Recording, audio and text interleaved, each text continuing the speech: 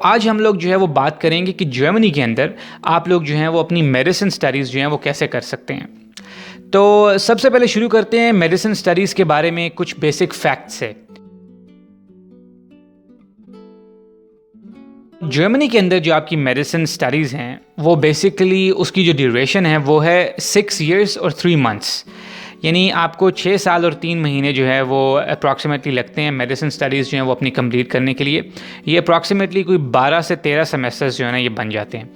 तो जब आप अपने ये ड्यूरेशन कंप्लीट कर लेते हैं पढ़ाई की, तो उसके बाद आप लोगों को जो है वो एक स्टेट एग्जामिनेशन जो है वो लिखना होता है। और वो जो स्टेट एग्जामिनेशन होता है बेसिकली वो आपका प्री रिक्विजिट होता है, जो आपको लाइसेंस मिलता है, जो आपको प्रैक्टिसिंग लाइसेंस मिलता है वो हासिल करने के लिए। तो जब आप वो एग्ज़ाम क्लियर करते हैं उसके बाद आप एलिजिबल हो जाते हैं, यानी कि आपको लाइसेंस मिल जाता है कि आप सर्टिफाइड डॉक्टर हैं और फिर आप जो है वो अपनी प्रैक्टिस कर सकते हैं जर्मनी के अंदर। उसके अलावा ये एक और बहुत इम्पॉर्टेंट फैक्ट कि जो मीडियम ऑफ इंस्ट्रक्शन है आपकी मेडिसिन स्टडीज़ का जर्मनी के अंदर वो जर्मन है। तो जिसका ये मतलब है इनडायरेक्टली कि जो आपकी जर्मन लैंग्वेज स्किल्स हैं वो बहुत ही ज़्यादा जो है वो अच्छे होने चाहिए, क्योंकि ऑफ कोर्स जो मेडिकल टर्मिनोलॉजी है वो बेसिक जर्मन से जो है वो ज़्यादा उसका लेवल हायर है और वो मुश्किल है। तो जो स्टडीज़ हैं उसके लिए जर्मन लैंग्वेज जो है उसकी प्रोफिशिएंसी जो है वो मस्ट है। उसके अलावा एक बेसिक फैक्ट जो कि आई थिंक दुनिया भर के जो मेडिकल इंस्टीट्यूट्स हैं उनके लिए या मेडिकल कॉलेजेस के लिए जो है वो अप्लाई हो सकता है, वो ये कि जो एंट्री है मेडिसिन फील्ड के अंदर जर्मनी के अंदर, क्योंकि जर्मनी में ऐसे नहीं होता कि सिर्फ जो है वो स्पेसिफिक मेडिकल कॉलेजेस हों, जैसे कि सब कॉन्टिनेंट में या इंडिया पाकिस्तान में आप लोगों ने देखा होगा कि इंटायरली जो है वो सिर्फ मेडिकल कॉलेजेस होते हैं और इंजीनियरिंग कॉलेज होते हैं, यानी कि मेडिसिन के सब्जेक्ट के लिए एक इंटायरली कॉलेज होता है। तो जर्मनी के अंदर जो मेडिसिन है वो एक फैकल्टी होती है एक यूजुअल यूनिवर्सिटी के अंदर। तो इसके अंदर जो एंट्री होती है जो मेडिसिन फैकल्टी है उसके लिए कंपटीशन जो है वो बहुत ही ज़्यादा होता है, यानी कि बहुत हाईली कंपैरेटिव होती है। और ये ऑफ कोर्स मैं आप लोगों को जो है वो ये कोई डिस्करेज करने के लिए नहीं कह रहा, लेकिन मैं जस्ट एक फैक्ट या रियलिटी बता रहा हूँ कि एनर्जी बहुत ही ज़्यादा, उसके लिए एनर्जी रिक्वायर्ड होती है, बहुत ही ज़्यादा टाइम कंज्यूमिंग स्टडीज़ होती हैं। तो ऑफ कोर्स, लेकिन मैं ये ऑलरेडी अज्यूम कर रहा हूँ कि आप लोग जो हैं वो अगर मेडिसिन की पढ़ाई के लिए इंफॉर्मेशन ले रहे हैं तो आप लोग ऑलरेडी जो है वो मोटिवेटेड हैं इस सारे जो स्टडी पीरियड है उसको एब्जॉर्ब करने के लिए और उसको कंप्लीट करने के लिए। तो ये कुछ बेसिक फैक्ट्स हैं जर्मनी के अंदर जो मेडिसिन स्टडीज़ है उससे रिलेटेड।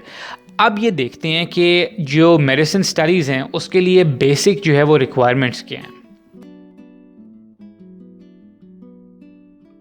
आप देखें कि 12th ग्रेड के बाद आप लोगों को जो है, जिन्होंने भी इंडिया और पाकिस्तान से 12th ग्रेड की हुई है, जिसको पाकिस्तान में FSC या HSSC कहते हैं, तो उसके बाद आप लोगों को जो है वो 1 साल का स्टूडेंट को लेक करना है जर्मनी से, और उसके बाद आपका जो है वो यूनिवर्सिटी का एंट्रेंस एग्जामिनेशन होगा जिसको आउफनामा प्रूफुंग कहते हैं, वो आप क्लियर करेंगे और फिर आपका जो मेडिसिन आपकी जो स्टडी फील्ड है उसके अंदर आपका एडमिशन हो जाएगा। तो वो लोग जो फर्स्ट टाइम मेरे चैनल पे हैं और ये वीडियो देख रहे हैं और उनको स्टूडेंट कोलेज का नहीं पता, तो मैं उनको ये बता दूं कि स्टूडेंट कोलेज जो है वो एक फाउंडेशन और प्रेपरेटरी कोर्स होता है जो स्पेशलाइज्ड कोर्सेज ऑफर करता है जर्मनी के अंदर। तो अगर आपने बैचलर्स के अंदर अंडर ग्रेजुएट कोर्स के अंदर 12th ग्रेड के बाद इंजीनियरिंग में पढ़ाई करनी हो तो उसके लिए आप टेक्निकल कोर्सेज पढ़ते हैं, अगर मेडिसिन में करनी हो तो आप उसके लिए मेडिसिन के कोर्सेज पढ़ते हैं स्टूडेंट कॉलेज के अंदर। तो ये आपकी प्रिपरेशन कराता है जो आपकी अंडर ग्रेड स्टडीज़ जो है ना वो शुरू होने लगती हैं। तो अगर तो आपने डिटेल में स्टूडेंट कॉलेज के बारे में, उसकी रिक्वायरमेंट्स के बारे में, इन कोर्सेज़ के बारे में जानना है तो आप प्लीज़ वो 3 वीडियोज़ चेक करें जो मैंने इसी सीरीज़ की बनाई हैं। उनका मैं लिंक जो है वो आप लोगों को इस वीडियो के एंड में भी मिल जाएगा और मैं डिस्क्रिप्शन में भी शेयर कर दूँगा। अच्छा, अब वो लोग पाकिस्तान में जिन लोगों ने FSC की हुई है और वो स्टूडेंट कॉलेज जो है वो नहीं करना चाहते या वो उसको बाईपास करना चाहते हैं, उनके लिए एक ऑप्शन और भी है कि वो स्टूडेंट कॉलेज के बगैर भी जो है वो जर्मनी के अंदर मेडिसिन में एडमिशन ले सकते हैं। वो ये है कि उन्होंने पाकिस्तान की किसी भी मेडिकल यूनिवर्सिटी से 2 साल MBBS की पढ़ाई जो है वो अपनी कंप्लीट की हो।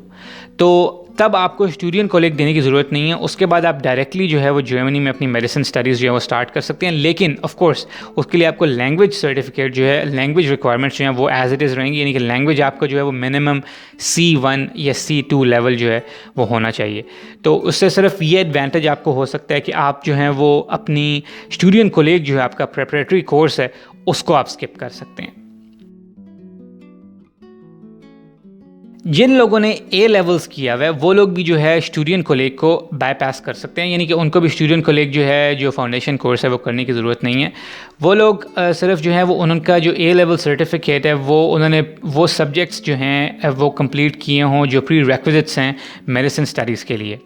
और उसके अलावा जो उनकी लैंग्वेज रिक्वायरमेंट्स हैं वो उनके लिए सेम रहेंगी, जैसे उन्होंने C1 या मिनिमम C2 जो है ये लेवल लैंग्वेज का जो है वो उन्होंने किया हुआ हो। उसके अलावा एक और ये चीज़ मैं आप लोगों के साथ शेयर कर दूं कि कुछ जो मेडिसिन प्रोग्राम्स हैं वो लोग जो हैं वो अपने एडिशनल एप्टीट्यूड टेस्ट भी लेते हैं। यानी एक तो आपका बेसिकली होता है जो Feststellungsprüfung, ठीक है, वो तो आपका एंट्रेंस एग्ज़ाम होता है जो जब आप स्टूडेंट को लेकर अपना क्लियर कर लेते हैं और उसके बाद यूनिवर्सिटी में जाना होता है। लेकिन उसके बाद भी कुछ जो कोर्सेज़ हैं वो आपसे एडिशनल एप्टीट्यूड टेस्ट जो हैं वो ले सकते हैं, मगर वो जो है वो डिपेंड करता है इंडिविजुअल प्रोग्राम की रिक्वायरमेंट्स पे। तो अभी नेक्स्ट फेज़ में मैं आप लोगों के साथ डिस्कस करूँगा कि आप लोग किस तरह से जो है वो यूनिवर्सिटीज़ ढूंढ सकते हैं जहाँ पे आपने अप्लाई करना है अपनी मेडिसिन स्टडीज़ के लिए। तो उस लिस्ट ऑफ यूनिवर्सिटीज़ में जब आप जाएंगे और इंडिविजुअल यूनिवर्सिटी में और उस प्रोग्राम में जाएंगे तब आपको वहाँ पर एग्जैक्ट पता लग जाएगा कि वो कोई एक्स्ट्रा एप्टीट्यूड टेस्ट जो हैं वो आपसे डिज़ायर कर रहे हैं या नहीं कर रहे। ठीक हो गया। तो अब हम बात करते हैं कि जो यूनिवर्सिटीज़ हैं वो आप लोगों ने कैसे ढूंढनी है अप्लाई करने के लिए। जर्मनी में जो डिग्री कोर्सेज हैं मेडिसिन के, वो बेसिकली जो फैकल्टी है मेडिसिन की वो रन करती है, कोई उसके लिए स्पेशलाइज्ड मेडिकल स्कूल्स नहीं होते। तो मैं आप लोगों के साथ एक जो है ना पोर्टल वो शेयर कर देता हूँ, उसका नाम है studyin.de। उसका लिंक भी जो है वो मैं आपको डिस्क्रिप्शन में शेयर कर दूंगा। तो आप लोगों ने बेसिकली उस पोर्टल पे जाना है और उसके अंदर जो आपका जो डिग्री है उसके अंदर आपने लिखना है स्टेट एग्जामिनेशन, यानी कि स्टेट एग्जामिनेशन की आपने ऑप्शन सेलेक्ट कर लेनी है, क्योंकि आपने मेडिसिन का जो है वो एट द एंड ऑफ आपकी स्टडीज़ आपने स्टेट एग्ज़ाम जो है वो लिखना होता है, और नीचे जो आपका कोर्स ऑफ स्टडी है उसके अंदर आपने मेडिसिन जो है वो लिखना है। उसके बाद जब आप अपनी सर्च रन करेंगे तो आप लोगों को अप्रॉक्सीमेटली जर्मनी के अंदर इस वक्त 45-46 जो है वो मेडिसिन जो है ना उसके कोर्सेज जो हैं वो ऑफ़र हो रहे हैं, वो सारे आपको जो है ना वो उस पेज पे मिल जाएंगे। तो वो बेसिकली मैं आप लोगों को जो है ना उसकी एक स्क्रीनशॉट भी दिखा देता हूँ, तो ताकि आपको ये आइडिया हो कि आप लोगों ने किन किन फील्ड्स में जो है ना वो क्या फिल करना है। तो पहले आप ये स्क्रीनशॉट देखें, फिर उसके ऊपर बात करते हैं। तो ये आपने स्क्रीनशॉट देखी, इससे आपको ये पता चल गया कि आप लोगों ने अपने कीवर्ड्स जो है वो स्टेट एग्जामिनेशन और मेडिसिन इस पोर्टल पे यूज़ किए और आपको सारे के सारे कोर्सेज मिल गए। और यहाँ पे आप यूनिवर्सिटी की इंडिविजुअल वेबसाइट्स पे भी जा सकते हैं, वहाँ पे आप रिक्वायरमेंट्स देख सकते हैं, आप ये देख सकते हैं कि क्या ट्यूशन फ़ीस है। वैसे जो सारी पब्लिक यूनिवर्सिटीज़ हैं जर्मनी में उनके अंदर ट्यूशन फ़ीस जो है वो नहीं है, सिर्फ जो एक स्टेट है बादन-वुर्टेनबर्ग की उसके अंदर जो है वो ट्यूशन फ़ीस हैं, और बाकी जो यूनिवर्सिटीज़ हैं वो सिर्फ जो है वो आपसे सेमेस्टर चार्जेस जो हैं वो लेती हैं, और वो सेमेस्टर चार्जेस जो हैं वो काफ़ी मिनिमल होते हैं, यानी और वो सिर्फ जो है वो आपके जो आपकी ट्रांसपोर्ट होती है आपकी सिटी के अंदर, जो आपकी ट्रेन्स होती हैं, बसेस होती हैं या जो सबवेज़ होती हैं वो उसके लिए होते हैं, और कुछ है वो आपकी लाइब्रेरी फ़ी होती है या स्टूडेंट बॉडी की फ़ी होती है, तो वो बहुत जो है वो नॉर्मल से जो है ना मिनिमल से चार्जेस होते हैं। तो यहाँ से आप लोग जो हैं वो अपना एग्जैक्ट जो कोर्स है वो आप ढूंढ सकते हैं। यहाँ से आप लोगों ने अपनी यूनिवर्सिटी जो है वो अब देख ली। तो वैसे तो जर्मनी के अंदर जितने भी आपको कोर्सेज़ वहाँ मिलेंगे पब्लिक यूनिवर्सिटी, सब जो मेडिसिन स्टडीज़ हैं वो सारी जो हैं वो प्रेस्टीजियस हैं, लेकिन जो मोस्टली पॉपुलर मेडिसिन जो स्टडीज़ हैं वो यूनिवर्सिटीज़ हैं वो बेसिकली हाइडेलबर्ग की है, वो बर्लिन की है, वो आखन की है, वो म्यूनस्टर की है, वो ग्राइफ्सवाल्ड की है। ये जो यूनिवर्सिटीज़ हैं मेडिसिन की, इनके पास सबसे ज़्यादा जो है वो एप्लीकेशंस आती हैं। तो यहाँ पे आप अपना डिज़ायर्ड जो यूनिवर्सिटी है वो देख सकते हैं और उसकी सारी रिक्वायरमेंट्स देख सकते हैं और उसकी जो है वो डेडलाइन देख सकते हैं। तो ये बेसिकली था प्रोसीजर अपनी यूनिवर्सिटी ढूंढने का।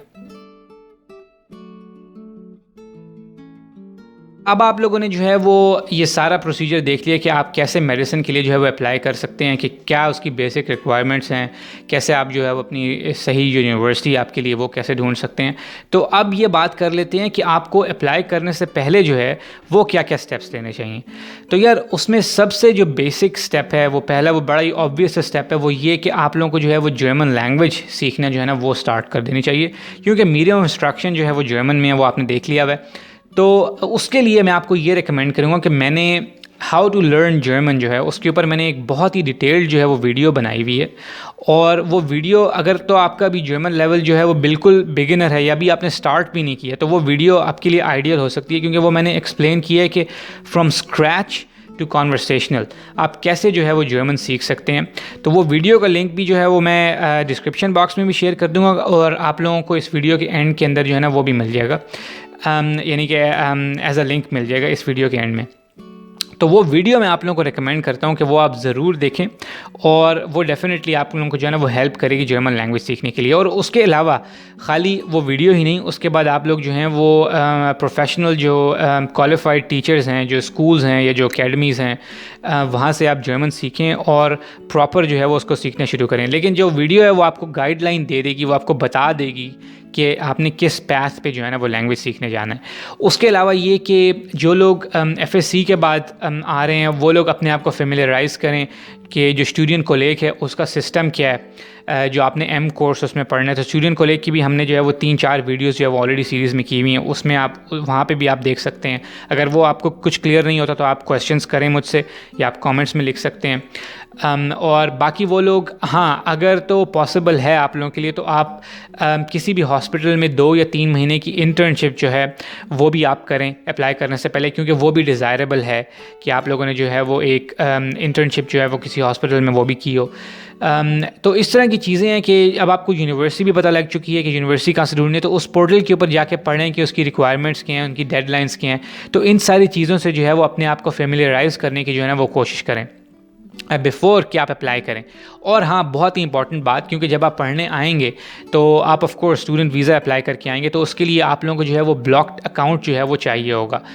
तो उस ब्लॉक्ड अकाउंट के लिए जो है वो, अगर आपने फाइनेंशियल्स अपनी सेविंग्स अभी स्टार्ट करनी है या वो कहीं से भी आपने वो पैसे अरेंज करने हैं, तो उसके लिए भी काम करना शुरू करें।